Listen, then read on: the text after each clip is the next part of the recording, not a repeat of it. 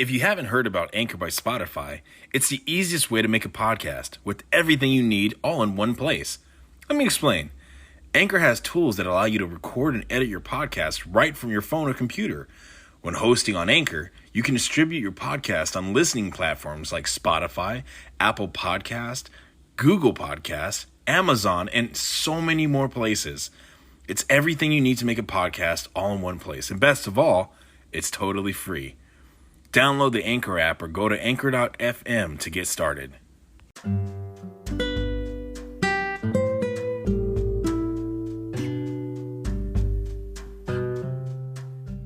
Hello again and welcome to another episode of Real Talk with RJ. If this is your first time listening, please don't forget to like and subscribe and follow so we know exactly when we release brand new episodes. This episode is going to be talking about and focusing on keeping our kids truly safe. You know, in the world right now, it's sad and utterly pathetic that we have to worry about when we take our kids to school and drop them off, is this going to be the last time I see them? You know, a lot of teachers would feel, oh, I don't want to carry guns. I'm not going to carry a gun. I don't think we should be carrying guns. You're absolutely right. You shouldn't have to carry guns. But in a real world, either you adapt to the real world or the real world eats you up. So how do we truly protect our kids? There's a couple of different ways, and there's a couple of different sections I'd like to address about actually protecting our kids. One of the first ones and the main ones is schools. You know, they're focusing so much on giving these kids different gender identities and convincing kids that there's something that they don't even believe they are.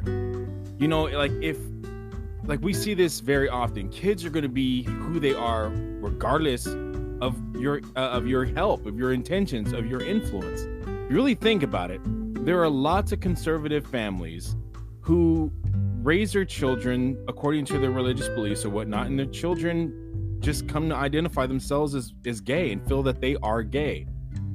They weren't coached to believe that. They weren't coached or led or indoctrinated to believe that. In fact, they became that because that's who they truly were. Now we see all these kids growing up. Right now, because of social media and the access to social media, we're seeing so many kids who are just panicking over whether they're accepted or liked, and the suicide rate amongst kids is actually increased. And I use kids as anyone under the age of 18, minors, whatever you want to call it. But the fact is that ever since social media has been a thing, or a very common thing, if you will, kids or minors have actually been increasing in the rate of suicide. Now, let's look at the suicide rate amongst transgenders and homosexuals. Their suicide rate is also extremely high. So is teaching our children that they're not necessarily male or female, or they're not obligated to be the actual biological identity that they are, is that really helpful to them? Absolutely not. Because you're indoctrinating, or these teachers are indoctrinating kids to believe that there's something that they're absolutely not before they even know who they are. They're putting their own mentality on them. So they're threatening the safety of our kids by increasing the likelihood of them committing suicide. It is actually becoming more common in my life for the friends that I have and associates that I have that have kids who are in school right now. They are telling me about conversations they've had with their children where their children are actually struggling with their gender identity. Because what is socially acceptable is don't be straight. That is really the gender. Like, they're not leaving it up to the kid to determine. They're trying to indoctrinate these kids. We're seeing people out there right now in social media who are raising their kids from infancy to be gay. Why? Isn't that the child's choice to make when they're older? Yes, I'm a conservative. I have my views on homosexuality, but the fact is that I'm not God, so I have no right to judge another person for how they want to live their life.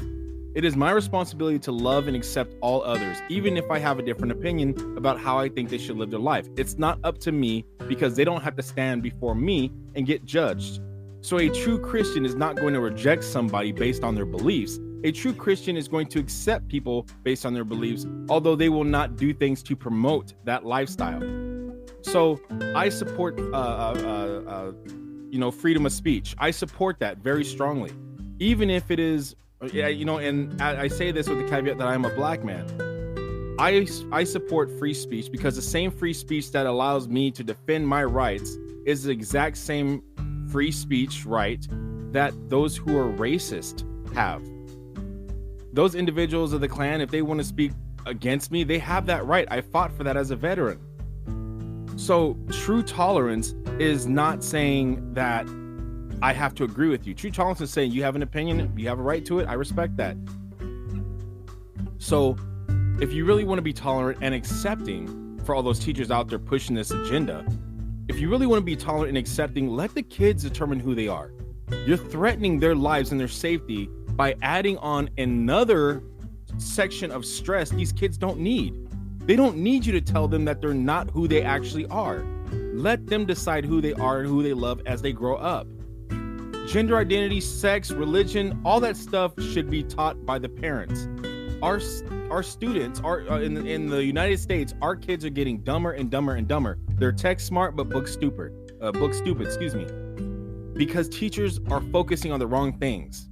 Teachers are focusing so much on politics and on morals and gender identity. When I was growing up, in order to talk about sex and learn that in a public school, you had to get a permission slip signed from the parents. In order to talk about the Big Bang Theory, you had to get a permission slip. So why did this change? How is it that suddenly parents have no right or no authority to go in and talk to the superintendents or the principals and tell them to stop pushing their agenda on our kids? You want to protect our kids? I strongly urge and encourage all those conservative people of wealth, all those churches out there that are making money, all those organizations and groups of people who do not want their kids to learn this, get together. You don't all have to believe in the same God. You don't have to believe in the same politics. The fact is, you don't want your kids being pushed with this propaganda. You don't want this propaganda being shoved down their throats. Why is it that we're not getting together to build schools that don't feed this kind of garbage into our kids' minds? Why is it that we're not talking about how to manage a credit card, how to manage a bank account, how to stay out of debt? What is good debt? Have you ever heard of good debt? Good debt is stuff that makes you money. It's debt that makes you money, like having a home with real estate equity, or having a car that you paid $60,000, but now that car is a collector's model or a collector's item that actually is worth $100,000. That's good debt. It's something that increases in value even though you still owe on it. Bad debt is money that you just continue to pay off. So you never hear about this in school because they're so busy focusing on teaching you stuff that doesn't matter. So that's one. You want to protect your kids? Stop feeding this garbage, this propaganda, just so you can look like you care about people. Stop pushing this agenda that your kids are something that they don't even know who they are yet. I know that's not proper English, but you get the point of what I'm trying to say. It takes most people like 20 years to learn who they really are, on average. Yet these people are indoctrinating our little babies to believe there's something that they're not. They're so quick to say, we need to follow the science. The science talks about, the virus. The science talks about this. The science talks about that. Well, how come the science only, is science when it fits your agenda? What about the scientific differences between males and females? What about if you get killed and you die and your body is found later on outside? What about the fact that when somebody finds your body and does tests on the actual DNA of your body, it says, oh, this is a male, possibly this age. A lot of people say, well, I'm a male. They're like, no, you're a female. And that's okay. If you're a female who likes other females, that's okay. That's who you are. You have that right to love who you want to love. Vice versa with males. Why do people are just creating so many new genders because they don't want to fit in with any other group, and they're confusing themselves.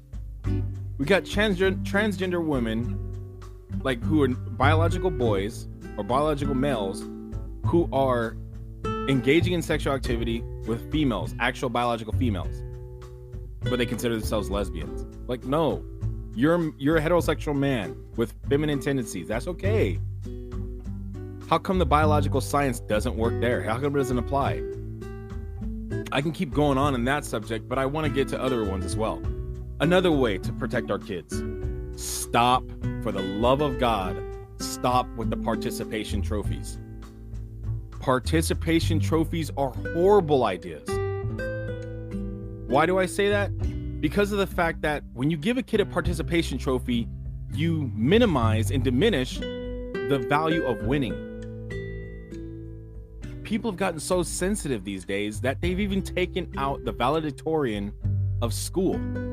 High schools are losing the position of valedictorian. So you're teaching kids, by supporting that, you're teaching your kids that winning doesn't have a reward. Do you realize the sense of entitlement you are implementing in these children's minds by doing that? These kids are growing up and they're going to start thinking, oh, everybody gets a job, so all I got to do is just go apply for a job and I'm going to get it. That's not true. Not everybody gets a job. If there's only one position, only one person gets a job. And it's going to be the person who's best qualified, or the person, let's face facts, the person who knows the boss or knows somebody who knows somebody. That's just kind of how life works. It's not fair, but it is life. What they need to do, if you really want to protect your kids, let them know that losing is okay, as long as no one's life is on the line. Because the Navy SEALs and Special Forces, they're trained that losing is not okay, because lives are at risk. If you lose, people die. There's only one option, and that's to win. So in those circumstances, it's absolutely understandable. But if your kid is playing for a team and they're giving their best and they still lose, it's okay to lose. You gave your best. You have nothing to regret. I sound like Porky Pig just did. But you have nothing to be ashamed of. You did your best, and it's okay. Now, if you could have done better, let that be a lesson learned. You know what? You should have gone to bed earlier. You should have ate the right way, and you should have trained. You should have tried your best. Because you didn't try your best, your team lost. That's life. Your decisions often affect other people. So when are we going to wake up and stop trying to be socially acceptable and rather just be real? That's why I started my podcast, Real Talk with RJ, because there's so many people out there right now in the world that are so focused on the wrong things. They're focused on trying to be popular at work rather than being recognized for who they are. I never push my Christian beliefs on anybody, but I'm very respected, and I don't say that to boast. I'm saying that as a testimony. I'm very respected wherever I go, wherever I work with people. They enjoy working with me because they see my beliefs through the way I live. I don't have to go out there and shove a Bible down their throat every 5 seconds. I don't have to incorporate God every 5 seconds to make people hate talking about God. At some point, and I've had this opportunity with many people who, if you try to talk to them about God, they would reject the conversation immediately. Sometimes when they see you talking or they see your example, sometimes they actually open up and they talk about God with you, because they need to talk about that subject when they're ready. Far too often, we push our beliefs on other people. Even if we're passionate about it, it doesn't give us the right to push our beliefs on anybody. Just remember this for those of you guys out there who are believers, and I mean Christian believers, Bible followers, whatnot. Remember that God invites, God does not force. Satan's the one that forces. I'll just leave that there. I'm not going to turn this podcast into a preaching platform. But I just want to say, if you really want to protect your kids, one, don't let people push their agenda on your children, because you're responsible for how your children are raised. Two, we have got to stop coddling our kids. Don't hide them from the real world. Prepare them from it. Let them go see what a dead body looks like. It's not about traumatizing them. It's not trying to do that, but it's letting them see this is the world you're growing up in. This is how you survive in it. That's what boot camp does for military members. We get a rude awakening to what's really out there. We face lots of enemies in combat. We go through all these drills to prepare us to survive in a war zone. And sadly, there are many organizations that are trying to soften up our boot camps. When I was in boot camp, my drill instructor grabbed me by the shirt and threw me up against a wall because I laughed. Honestly, I was young. Honestly, I had farted. All right. And because I laughed about it and a couple of guys next to me laughed, my drill instructor looked back at me and goes, "What's so funny?" Of course, his language was a lot more colorful. But I said, "Nothing, sir." He goes, "Nothing's not funny. Nobody laughs at nothing. What's funny?" I said, "Nothing, sir." He said, "I'm going to ask you one more time. You better answer me with truth. We do not lie as Marines." And I was like, "Aye, sir." And he asked me one more time, "What is so funny?" And I said, "This recruit farted, sir." He goes, "Really? Go get in the rain room," which was where the showers were. And I ran. I was like, "Aye, sir." And I ran to where the showers were. And this did not go what you think is going to happen. Don't worry. There's nothing sexual that happened. There's a strictly business to kind of toughen me up. My drill instructor grabbed me by the shirt and shoved me up against a wall, like firmly, like as though he was using the wall to hit me. Was I mad about it? No, but it woke me up. It was something I needed. It was a very strong jolting to recognize that you're in the military now. This is not a game. There's no time to sit here and play around when you're trying to learn to train. Stop playing around. It's not a game. And I got the point. And when I went to war, I was ready for it. My mind was focused. I was ready to execute and do my duties. But now people out there who have never worn the uniform, who have these spoiled little kids, they go out there and go, "Oh my gosh, my son he was so mad. He hurt himself in training. This is unacceptable." And they immediately go up and they press charges and try to get organizations to stop them from being able to use that type of training. Like, okay, now we're not going to do this training anymore because the commanding general doesn't think it's necessary for training purposes. Guess what? You don't know the story behind that. Maybe that's the reason why that kid got injured was because that kid was so severely out of shape and didn't care about getting in shape that it was just a scumbag. Because what you don't understand is that in boot camp, when one person does something messed up, everybody suffers for it. But you're not allowed to go jump that person or beat that person for making you suffer unnecessary pain. You just got to deal with it. Everyone suffers as a group. So people that don't know what military life is actually like, those are the ones that are coming in and infiltrating our military and making us softer. You really want to protect your kids, stop coddling them. Let them know that no is an okay answer to receive sometimes. In the right circumstances, no is the best answer. If you're going to sit there and give your kid cake just because your kid wants cake all the time, the diabetes that kid is going to experience is partly your fault. If you raise entitled kids, you're going to raise somebody that doesn't know how to take disappointment. And when someone doesn't know how to take disappointment, very often is the case that they get a gun and they go shoot people out of frustration. That's a very, very, very understanding, or not understanding, but a very common example of what could happen if a person doesn't understand frustration. They get frustration, they don't know how to deal with it, they don't know how to express it, they don't know how to deal with that emotion because they're not used to it. So they end up blowing up on somebody or beating somebody up, or in a fit of rage, they go out and hit somebody with a car. They didn't think it through.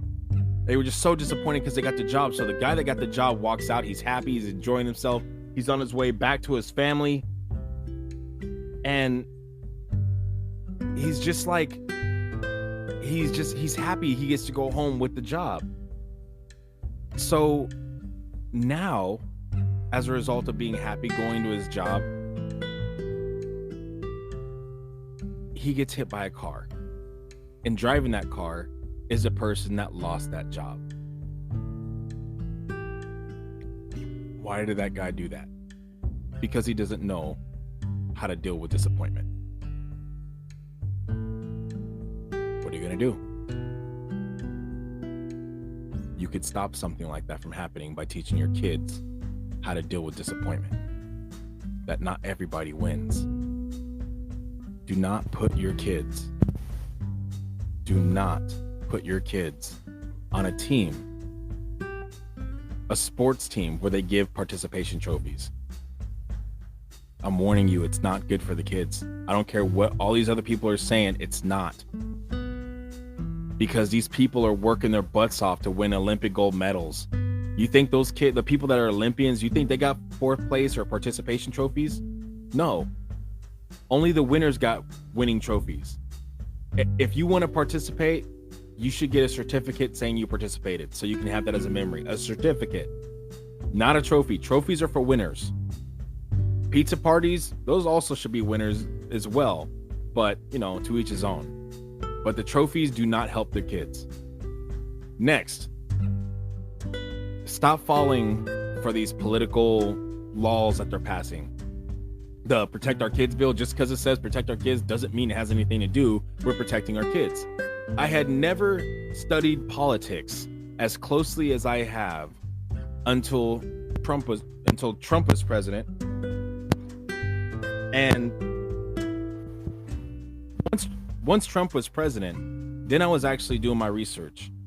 I actually started researching things. I started looking at laws. I started reading bills because I got tired of hearing what everybody else was thinking. I wanted to make my own opinion. So I decided to make my own opinion by doing actual research. The stimuluses that were passed. Those bills, they are always talking about giving money to the American people, but guess who got a large portion of that money? People who funded those campaigns. Partners that were already very wealthy. They got large portions of money. And then we got our stimulus. Again, I'm not trying to make this super political, but if you want to protect your children, open your eyes and start doing your own research. Don't coddle your kids. Don't let people push their agenda on your kids. Stand up. If enough people stand up, they will realize that we're the reason they have their funding. That's what so many politicians that are crooked do. They try to stand up and realize, well, we're not going to do this. And then the people that funded their campaigns go, oh, yes, you are. Either you do that, or I'm going to let everybody know what I got on you. Or I'm not going to fund your next year campaign. You know I was your biggest funder. And then they're going to be like, crap. All right, what do you want me to do? So when you do that to these school districts, that you start saying, you're going to stop teaching my kid this garbage, or I am going to withdraw my kid. And if they have funding from the state for 3,000 students, but they only have 110, what do you think they're going to do? They're going to do whatever it takes to get their kids back in those schools. So if enough people will stand up for what they believe, we'll get that power and we'll get those results. Next, this is something I think they should do as well. I think they should lock these schools down with only one entrance and one exit. And on those entrances and exits, it should kind of be like airport security. I'm not saying, is it ideal? Is that what we want to have? No, of course not. I miss the days where you could just walk in your school on campus, go to learn and go home, not worry about that. But the fact is, that's not the world we live in anymore. We live in a world with people who just want to go out and kill people, regardless of what the gun laws are. There's so many people out there that think, oh, these new gun laws are going to help and save us. These are what we need. We need stricter gun laws. Let me explain to you with an easy articulation why that's not going to work. One, murder has been illegal since the dawn of time, yet it happens every day. There is no sentence out there. There's no crime out there that has a harsher sentence than murder. Yet murder happens every day. Every day. Detroit has tons of murder happening over there.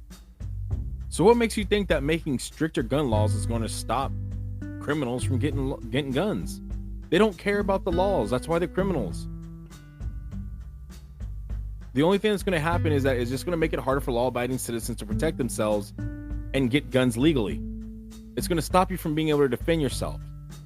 That's a fact. I think because the world in which we live now, we need to adapt to protect our kids. So if you really want to protect your kids, or if the schools want to really protect their kids and the government really wants to protect our kids, they need to make the schools locked down like fortresses. They need to have tall, strong brick fences. where there's a massive parking lot where you can get your kids. There's only one entrance in the front, one entrance in the back, at a maximum of 4 entrances that have armed guards on all 4 spots. And there won't be just one guard. There's always going to be at least 2 on each spot. One that will be sitting there outside roaming back and forth, and there'll be another one on the inside. And no one will be allowed without clearance. If your kid goes there, you'll have an ID that matches your kid's ID. You'll be able to go in and you'll be able to see the kid. No parent will be able to walk around unescorted. Every parent will have to be escorted. That's how you protect your kids. People can't just walk on the campus or climb the fences. They have to go through the gates. You force that, you don't have to worry about that problem anymore. Because these people know that if they're not going to stop, they're going to get shot. If you have a quick reaction force of teachers who are trained with the SWAT team every 2 to 3 months to go through training, those teachers are responsible for the quick reaction force, for backup, for moving the kids and protecting them. There's veterans in just about every school. So you have these teachers, these faculty staff that are ready and armed, and they're walking around every day. You have these situations, even if a student were to begin opening fire, there are teachers there that can minimize the amount of casualties. No matter what the laws are, guns are always going to be easy to get. Why? Because there's criminals out there selling them. There's cartels out there ready to get them. It doesn't matter what the laws are. People will always be able to get guns. And the prices are just going to be dependent based on the laws. The harder it is to get guns, the more they're going to be worth. And then somebody's always going to undersell. They're going to get tons of guns and undersell them. So it's not going to help. If you want to teach your kid, if you want to protect your kid from gun violence, one major way is to educate them on proper gun uses. Because guns are tools. Guns are they're not weapons until you use them as such. They're tools.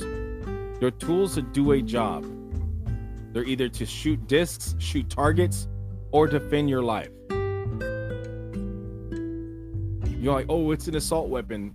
I've said in a past broadcast, that assault weapons are something that were created by Democratic politicians to make you think that weapons are bad. A baseball is a weapon. A baseball bat is a weapon. A knife is a weapon. Most crimes that happen out there are knife stabbings. Are they making harsher knife laws to stop you from getting a kitchen knife? Car accidents are very common. Do they make stricter laws to get you a driver's license? No. Why? Because they make money every time you get a license. Every time you get a parking ticket. If there's more licenses, there's more cars. If there's more cars, there's more parking tickets and speeding tickets.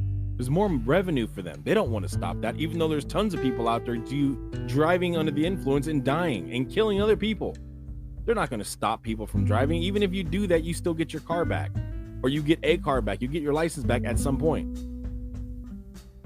So if you want to protect your kids, educate them on those tools that are known as guns. Let them see the proper uses of those, that they're not for frustration. They're not weapons of power. They're tools for a purpose, and you only use them for one reason.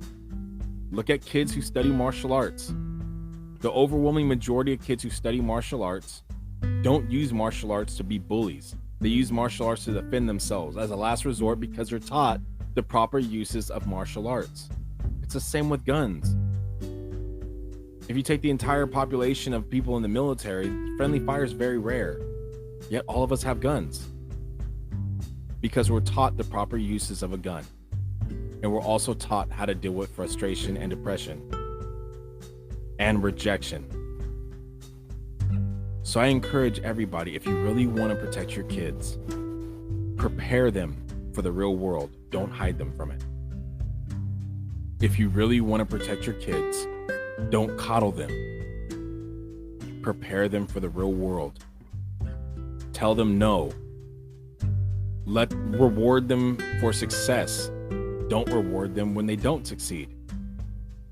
Acknowledge effort, but don't baby your kids. If you make your kids soft, they're going to get eaten up. Because I'm telling you, you want to be soft and, oh, well, my son, we don't believe in doing that because, strobe lights are irritating to him. He doesn't get seizures. We just think it's harsh. We're not going to do that. Guess what? The real world's going to hit him right in the crotch. And he's going to look back at you. He's going to struggle. He's going to cry. And he might even commit suicide. Why? because you made him soft. The world is not soft. The world is heartless. It is imperative that you teach your kids how to have thick skin, to not take things so sensitive, so personally, to take a joke, to stop looking to be validated, but to be heard and to hear others. If you do that, you will effectively protect your kids. Thank you so much for spending time with me on Real Talk with RJ. Signing out.